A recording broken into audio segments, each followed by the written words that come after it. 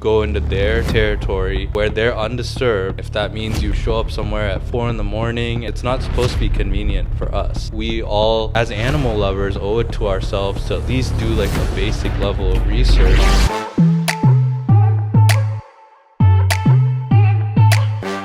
Majestic, awe-striking, intelligent, innocent. A lot of us love animals, but how do we see them without exploiting and disturbing them? Well, my buddy and our guest today is here to school us on just that. Animal lovers out there, annoying vegans here. We bring you perspective, validation, laughs, and today we have my best friend, Kaushik Kannan. Hey, how's it going? Thank you for having me. You're here today to talk about how we as vegans can experience and learn more about animals. What is your favorite animal? My favorite animal is probably an elephant. An elephant. Why?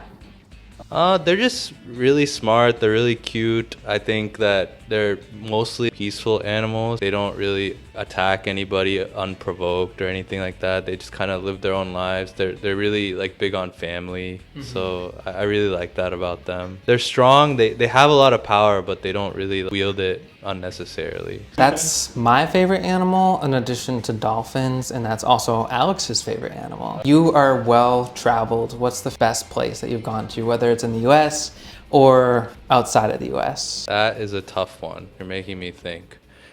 So I guess sticking to the nature kind of theme, I think probably my favorite natural place that I've been to is New Zealand. Like I just got back. Maybe it's some recency bias, but I just couldn't find a place there that didn't look beautiful. You know, there's just so many like amazing, you know, natural wonders. And like, you know, one of my favorite facts about New Zealand is there's really nothing there animal wise that can harm you. There's nothing poisonous, there's nothing venomous. Very like peaceful island. So most annoying thing about vegans is I don't know. I guess the vegans that I know aren't really that annoying, but you're talking about your wife too, by the way. Yeah, it's true. Who has officially become vegan as of yesterday. 24-hour vegan. I really can't think of anything. Do I have to give an answer? Is it? Yeah, man. Oh, okay. Yeah. Maybe that they like the instant that you mention like reasons why you're not vegan, they like kind of talk about why that's not a good reason, which is a natural instinct for sure. Because it like to them maybe like logically it's like why would you use that as a reason? But you know, that I've definitely run into that quite a few times. It's just like so why are you only vegetarian? Like and then you know I give a few reasons and then it's like those aren't good enough. And you know I definitely understand that it's like they discount your well it's not discounting, but like in their mind they're ready in their mind with an answer to that, you know. And it kind of sometimes it puts you in a little bit of an awkward spot because you're like, you know, sometimes you see the logic in that, but like I feel like if everybody fostered their lifestyle around only logical reasoning, everybody would be vegan, because I think there are plenty of logical arguments for it. Yeah. So I think there's a lot more factors in that, right, than just, you know, cold hard fact. And one of the biggest reasons is accessibility sometimes. Yeah, and you guys have talked about a lot of those things on here. I fully support the vegan movement, and I think it's, for me as a vegetarian, it's made my life a lot easier in terms of finding food I can eat. So yeah. Cool. Well, thank you for answering those forms. I didn't mean to make you uncomfortable. No, you're good. You know.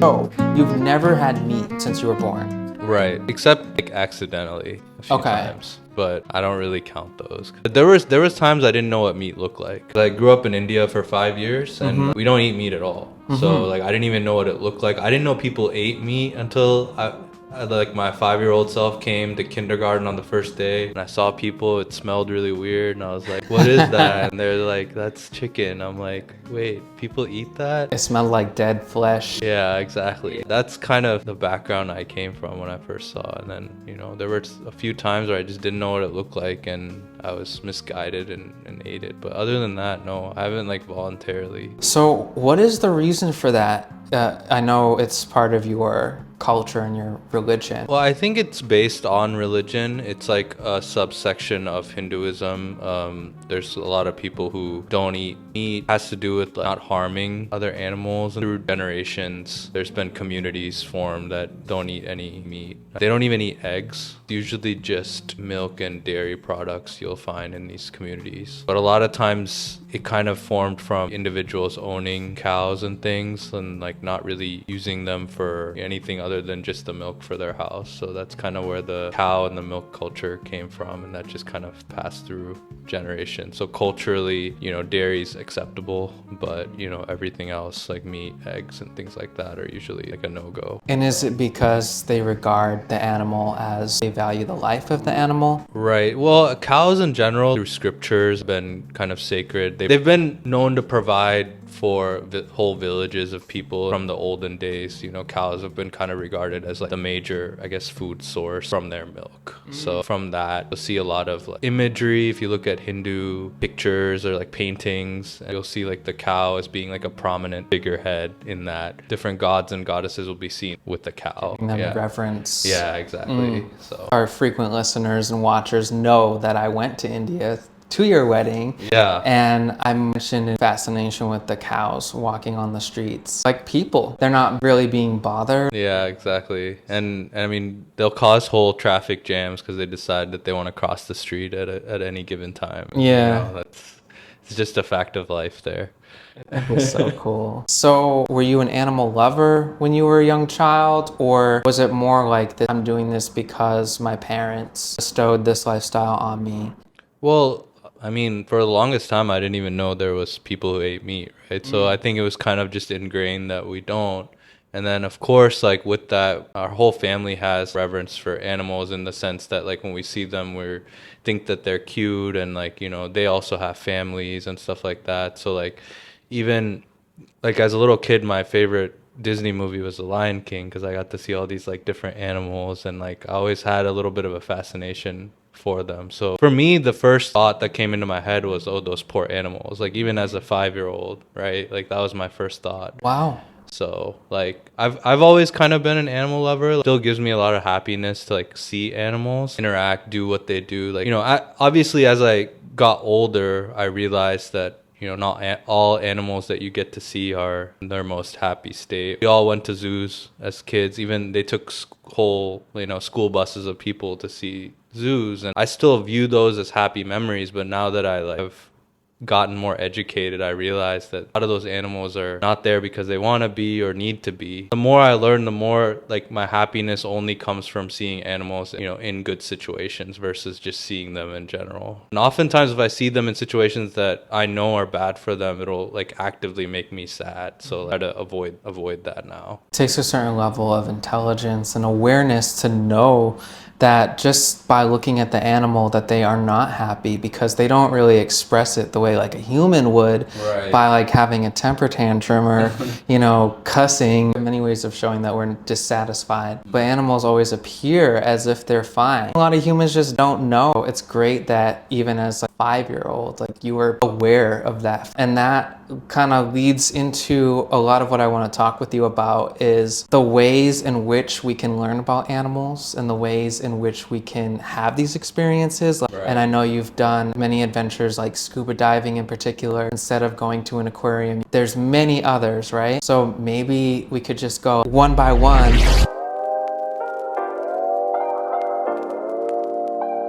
Yeah, for sure. The more I learned, the more I was trying to figure out ways to see animals in their natural habitat. And I think, the most obvious one is to just go hiking in the woods or something like that. You can see deer, sometimes you can see like moose, but more often than not, animals aren't like just waiting to be seen, right? So it's like, I think it's a very difficult thing to tell someone, hey, like if you want to look at an animal, like you just kind of got to go to their natural environment. And unfortunately, that's the answer nobody wants to hear, but that's the best answer in terms of what's the best way to see animals. It's like you go into their territory where they're undisturbed, and you just kind of hope that you get to see them in their natural environment. And if that means you research their tendencies and like when they're out, what time they're out, means you show up somewhere at 4 in the morning and wait. It's what you got to do. Even if you talk to nature photographers, they'll tell you sometimes they wait weeks in one particular place. They just camp out waiting to take a picture of one animal. That's the answer, because it's not supposed to be convenient for us. It's a privilege for us to go see them in their natural habitat without disturbing them. And there's different ways to do that. I think you have to put in the effort. It means going to foreign countries sometimes and say, hey, I'm gonna camp out here for a few days and maybe I get to see this animal, maybe I don't. That's kind of the attitude you have to take.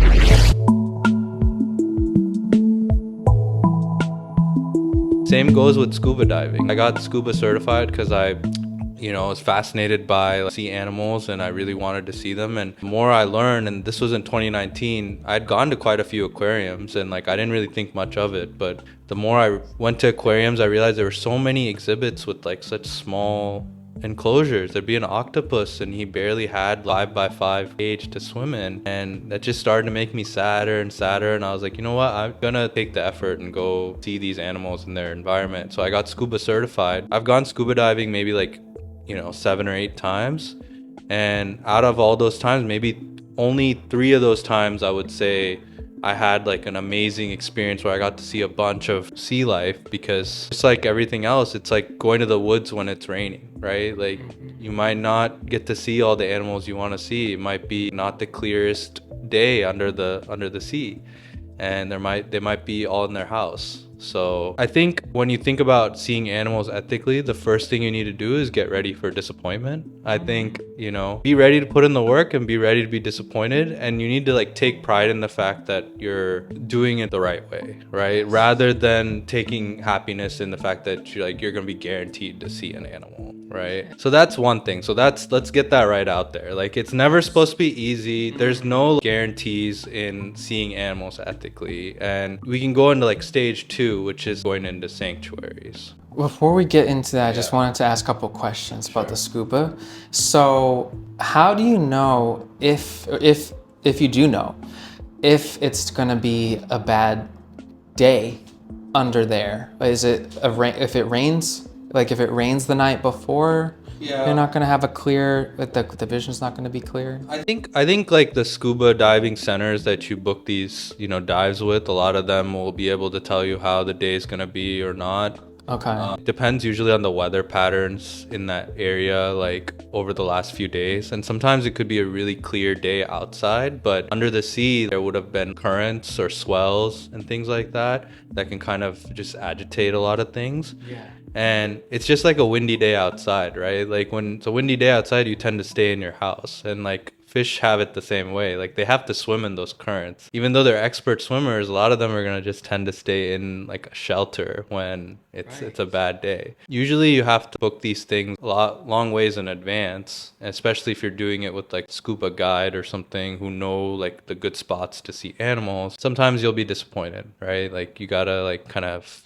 go with it and see what you can see. A lot of people I talk to that scuba dive a lot kind of agree. They've had a mixed bag of experiences. A lot of them just say, okay, screw it, I'm gonna rent my own equipment, and that way I can go dive multiple days in a row without paying a bunch of money. And that way I'm more likely to see what I want to see in a clear day, right? So Okay. And then what's the process like to get certified to go scuba diving? yeah, so there's a lot of resources online. The biggest kind of organization for certification is PADI. They're called PADI, and if you look up PADI scuba certification near you, even if you don't live anywhere near the ocean, usually you'll be able to find a PADI certified dive center. It involves usually at least a full weekend worth of training. Sometimes they'll let you split it up, like just evenings on weekdays and then the weekend, or you can just like do straight weekend, but it'll take more hours. Involves like classroom training to make sure you understand like safety risks and things like that. And then you'll usually have like half a day in the pool where they kind of teach you the basics. You can make a lot of mistakes and it's not really a big deal because the surface is right there. They'll teach you all like the necessary skills, and then they'll take you on a few dives, either in like a lake, or if you're within a few hours of the ocean, they'll like organize like a trip out there to do your dives where you have to kind of prove out your skills in the actual in like a deep environment, right? There's quite a lot of risks with scuba diving if you don't know what you're doing. So I definitely encourage anybody who's interested in scuba diving to take the time to get certified. There will be some places that offer you experiences where you don't have to get certified. I think up to like 25 or 30 feet in depth, there'll be places where they'll charge you a little bit more, but they'll take you scuba diving. They'll just kind of explain the basics on the spot. But especially for something that is as risky as scuba diving, I would highly suggest you get certified, understand the risks, and then kind of you're a little bit more free. You can go up to 60 feet underneath the ocean. You can see a lot more, be eligible to do a lot more scuba dives. So yeah, it's a pretty rigorous process. All right. So, hey, Ramona, who wants to be in this episode. Maybe she's interested. People might argue that sounds expensive. In your experience, do you feel like you've had to break the bank, or that it was a strain, either financially or time-wise even? I think it is like an expensive hobby, if you're being real, because scuba diving certification will probably run you around $500, $600, which not a lot of people just have lying around for something that potentially they're gonna not like, right? Or they might, realize it's not for them. So it is definitely an investment up front. And usually like scuba dives themselves, for the most part, you're gonna do it with a guide, because when you go to new places, you don't really know where to go underwater to see things. You can't just pick a spot and dive by yourself. That's pretty scary. So usually you want to go with the guide. The guides will need to hire boats and all that. So usually it'll run you about $150 for a couple of dives. They'll do them together. So it's definitely on the more expensive side. It's less accessible in that sense. And obviously, like, having to travel to all these different places. Like, for example, if you want to see whales during whatever season and you want to scuba dive with them, there's only a handful of places in the world where you can do that. You have to go to them. So it's definitely speaking from a place of privilege, and I recognize that. And I know for like the average family or the average, individual, like that says, oh, that's really expensive. Like that's completely understandable. And I think same with going vegan, right? Like I think there's a lot of, stuff out there that says, hey, it's a little bit inaccessible because like, now I have to go buy a lot of these different products that replace meat or like replace proteins and things, and that can be expensive. So I mean, I don't know any other way to like sugarcoat it, but like I've definitely had to like financially plan for scuba dives or like getting certified. No, that makes perfect sense. And I think the most basic way to learn about these things, if you can't afford it yet, a lot of people who do scuba dive, they put videos up and you can just see what they see until you're able to afford that certification, right? For sure. Oh, and one more thing I wanted to mention. So like once you get certified, you're certified for life. There's no more payments to like keep your certification. I know a lot of organizations do that so they can keep the money coming in. But like once you're certified, you keep it for the rest of your life. That's great. Yeah. That's awesome that you don't have to pay like an annual fee or every 10 years you need to reprove that you can scuba dive still.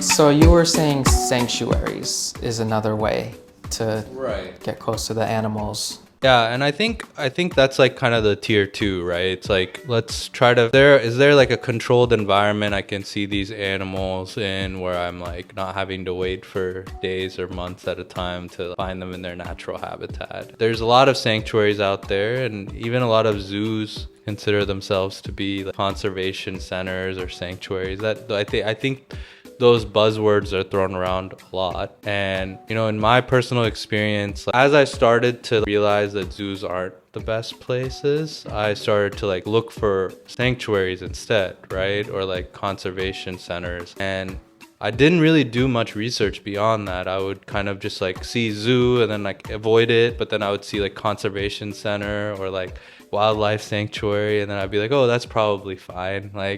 But what I found is, like, I would go to some of these and I would still see some sad animals, and I was like, wait, so like, even these like sanctuaries, some of them aren't really the best for these animals. And the more I look into some of them, the more I realize that anybody can call themselves a sanctuary. You don't even need to be like registered as a nonprofit to call yourself that. And you could just be doing like some sort of conservation effort, or you could be even just financially contributing to a conservation effort and then call yourself a sanctuary. Yeah, and if you don't mind, maybe I can give a few examples of these.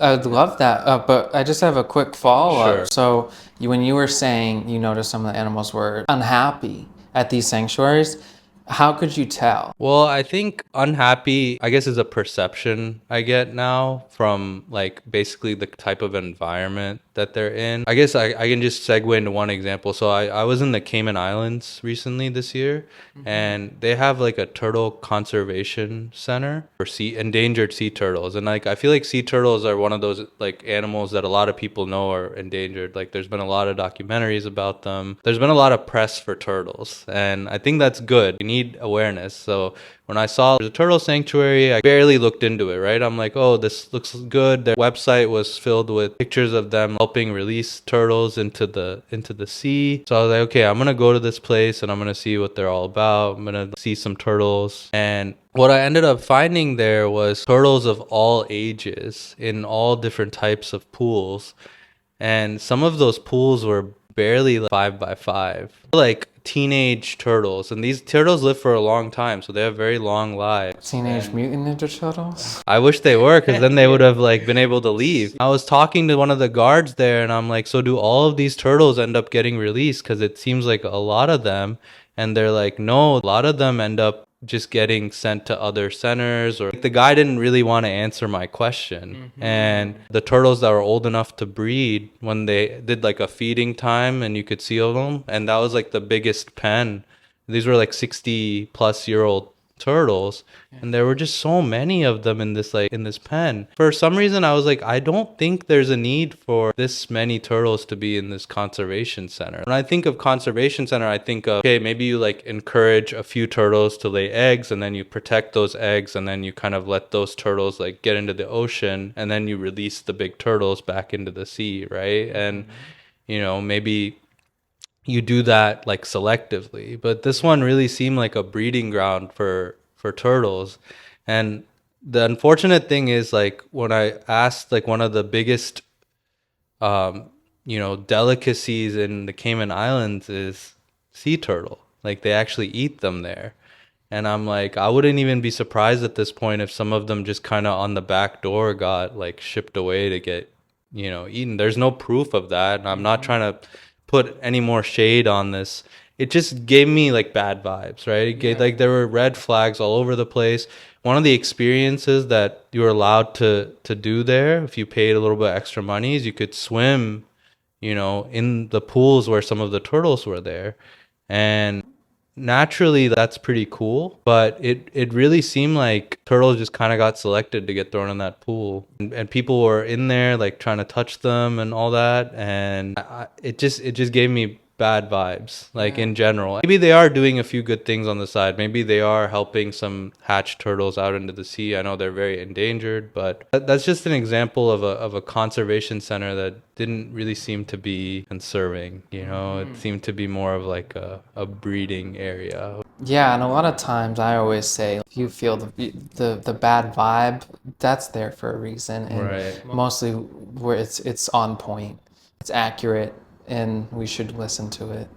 Just seeing the word conservation center or sanctuary isn't really good enough. Like, we need to be a little bit more vigilant, and we need to do a little bit more research, because a lot of times you go to the websites of these places, and even that doesn't, they're obviously going to make it out to be like the best place for these animals, and that they need to be there because they're, a lot of them need to stay in business too. I did a little bit more research, and I read a lot about how good sanctuaries are supposed to be run. There's actually an organization called the Global Federation of Animal Sanctuaries that does like a rigorous accreditation, and they have like this huge list. They say they use 26 evaluation points, and they don't list what they are because I think that they want to keep that to themselves so that places don't just tailor their animal sanctuary to just meet the list so that they get creditized. But in general, like, some of the points they were making was that,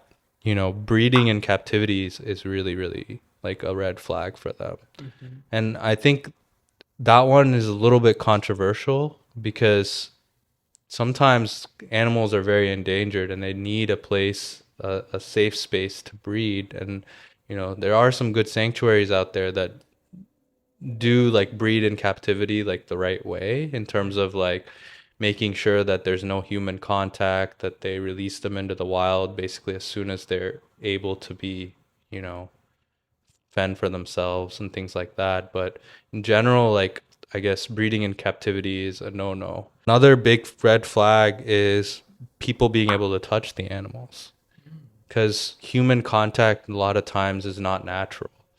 And if you are truly trying to conserve a species or trying to rehabilitate injured species, things like that, um, there's never going to be a situation where people touching the animal is going to be beneficial to that, right? So that's an easy red flag. Another one is like if they ever buy or sell or trade animals, if there's any of that going on, then that's a big red flag. Also, things like their environment. So are they in chains or locks? Those are definite big red flags. So if you ever go to an animal sanctuary and you see an animal in a chain or locked up in any way, that's usually like a sign that they're not really a sanctuary. And you have to kind of really analyze their environment. And for that, it requires a little bit of education about what the specific animals really need in terms of an environment. But sometimes it's very obvious. Like, a lion isn't supposed to be in 100-yard by 100-yard cage. That's like not natural for them. It's like they need a lot more space to be able to like interact with their environment. They need a lot of like stimulus. So that's one of the things that they look for. So like, is the environment stimulating enough for them? Is it like comparable to what they would interact with in their real homes? For a monkey, do they have enough trees and places to run around and really interact with their environment? Those are the types of things. And I think the biggest takeaway I found from my research is it's never really black and white. There's a lot of subjectivity, which is why there's not that many sanctuaries that are actually accredited. Even though a lot of them might be doing good things, getting that accreditation is really hard. And like, a lot of them don't even apply for it because it's probably an expensive and a long process requiring multiple visits and things like that. I think it's good to just see some of the criteria so that you can be a judge for yourself, right? And I think we all, as animal lovers, owe it to ourselves to at least do like a basic level of research and like look for some of these like very obvious red flags, right? Maybe some of these other things like breeding in captivity or their environment, those are some subjective things, but at least it allows us to like look for that and ask questions and be like, hey, like, how do they actually interact in the wild? I think one of the biggest ones is how educational is the center.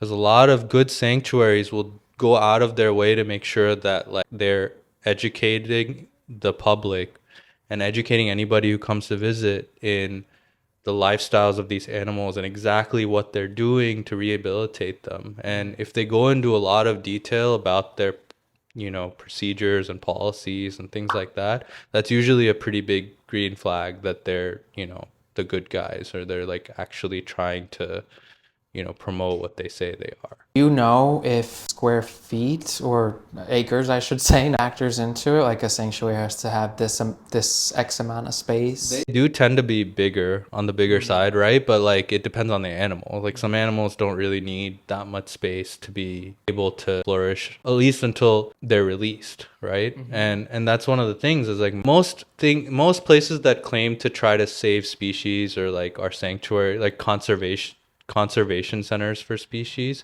need to have some sort of release program, because then they're not really like doing what they say they do, right? Because they need to have a release program, and they need a track record of animals being released that are flourishing in the wild, right?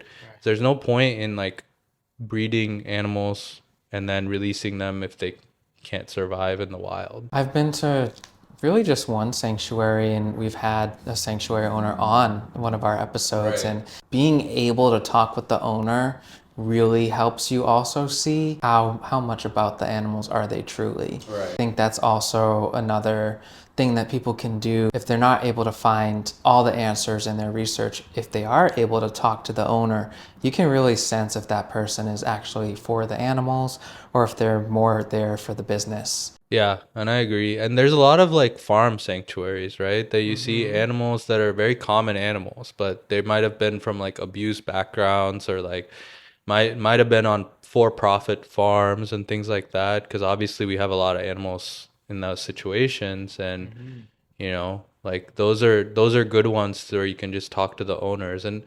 And going back to what I was saying about how they're not black and white, maybe some of those, it's no problem for them to interact with humans, because like they're just there living out their lives. They've always been kind of interacting with humans, and it's not going to do them any harm to like be petted by them, because they're just so used to it, and there's no real plan to get them back in the wild. They're just kind of living out their life in this like safe space, right? So that's kind of where it's like, do your own research. It's never going to be like that cut and dry. Can you restate the name of the organization that gives the accreditation?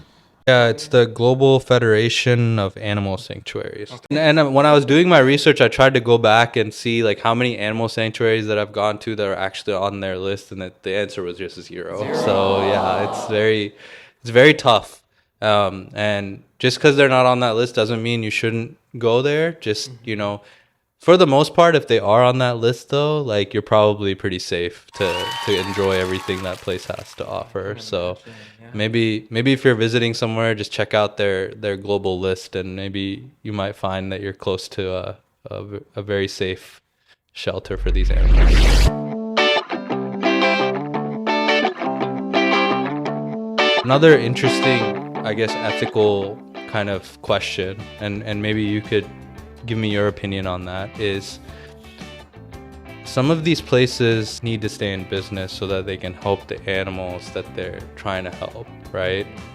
But in the process of trying to stay in business, or marketing, or like trying to get people in the door, sometimes they tend to do like some unethical things on the side, right? So and I'll give you one example. So I was just in New Zealand, right? And New Zealand has a native bird called the kiwi bird, and it only exists in New Zealand. It's a flightless bird, and it's probably something you might see out of like prehistoric times, because it didn't really have any predators in New Zealand, and its numbers have dwindled because humans started introducing some predators inadvertently into the island just from traveling there.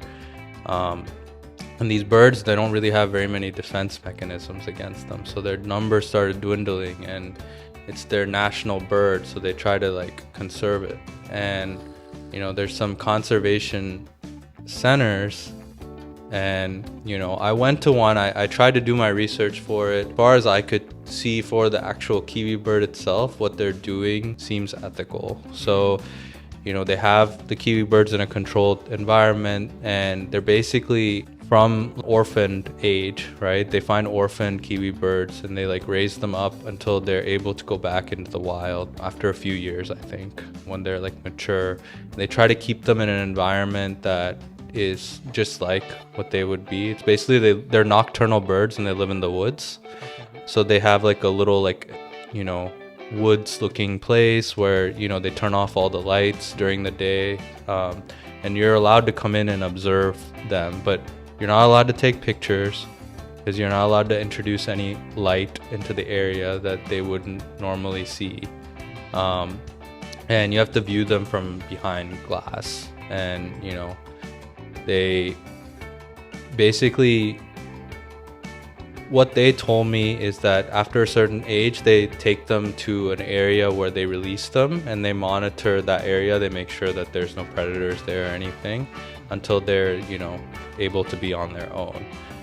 But, and this is the big but, on the side, because it's literally just 2 kiwis. It's not like they have a bunch of kiwi birds in a place. It's just 2 because they're only doing 2 at a time in order to make sure that they like are actually a conservation center and not just like a breeding area or any of those, like, you know, it's not a sideshow or anything. But unfortunately they seem to have a sideshow, which was like a random aquarium attached to everything, where they kind of touted, hey, you can come see like big eels here, like big green eels.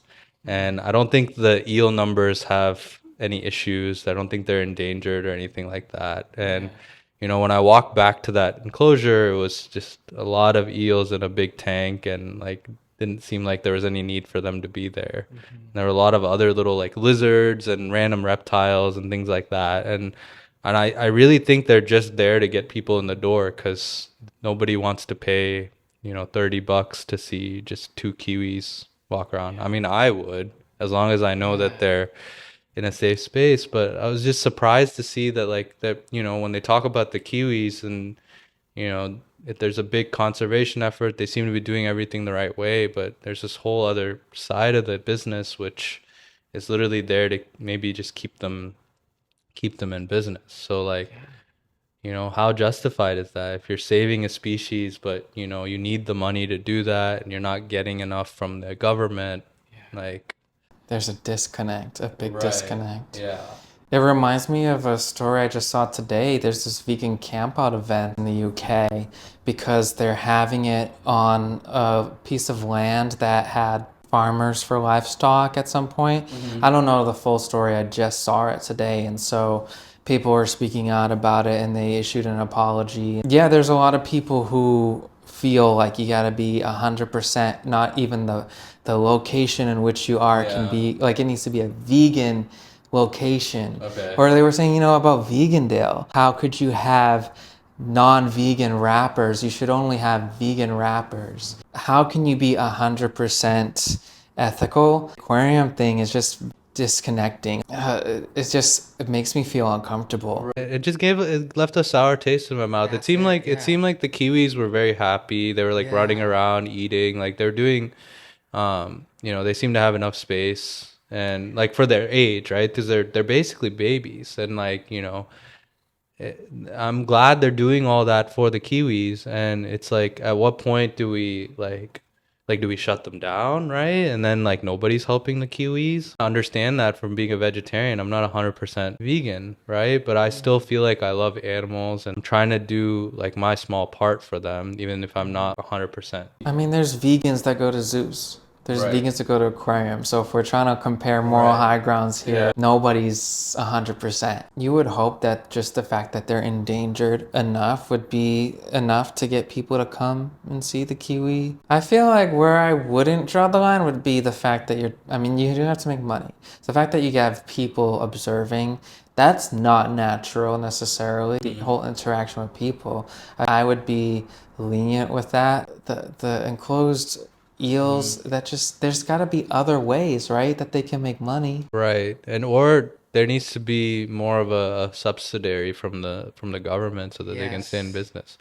I mean, they sell merch too. I mean, maybe just up their merch game, like.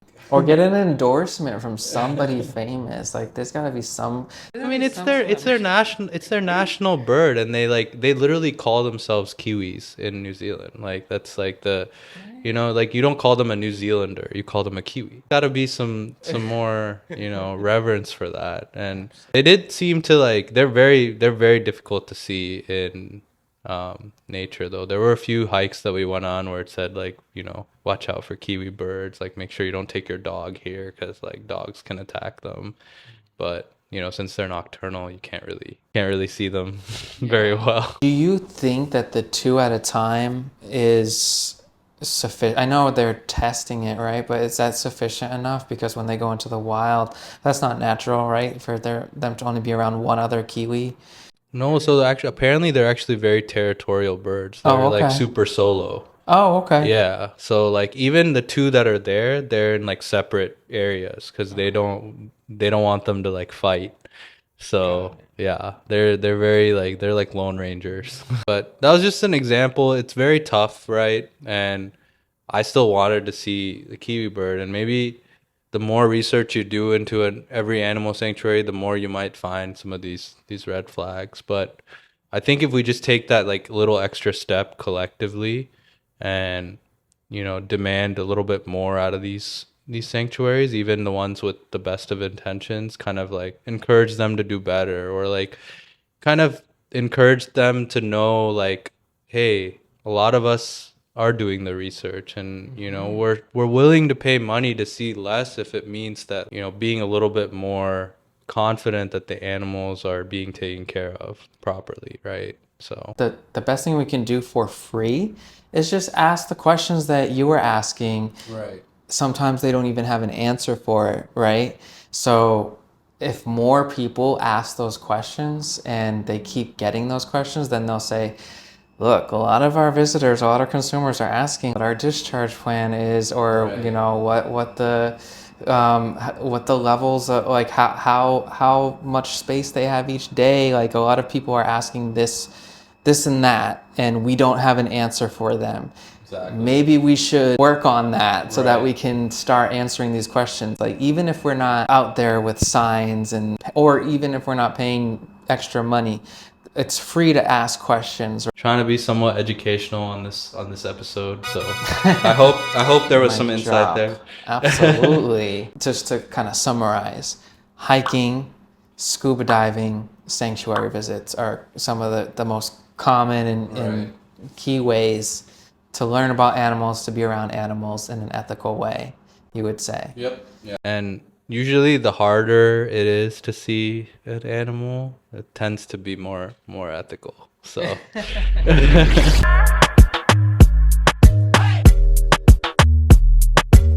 all right, is there anything else you wanted to get off your chest?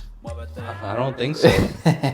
I just hope that people can take away something from this episode, and we can collectively as humans get better at how we're viewing and treating animals. Get yourself a friend that sees the animals the same way as you. I remember when we were driving to Niagara Falls, in Oklahoma, by the way, not the Canadian Niagara Falls.